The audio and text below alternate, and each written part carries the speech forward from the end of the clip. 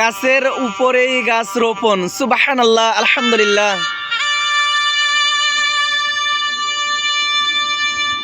আমাদের বাংলাদেশে সৌন্দর্যের অভাব নাই, একটি গাছের উপরেই আর একটি গাছ রোপণ করা যায়। দেখেন এই যে কাঠ গাছটা, এই যে এইটা একটা কাঠ গাছ, দেখেন বড় কাঠ গাছ, একটা কাঠ গাছের মাঝখানেই একটু জায়গা পেয়েছে এক ভাই, আলহামদুলিল্লাহ। এটা রাস্তার ধার। আপনাদের কি মন চায় না আমরা গাছ রোপণ করি? এই যে গাছটা দেখেন, একটু ভালো করে মন দিয়ে তাকায় দেখেন।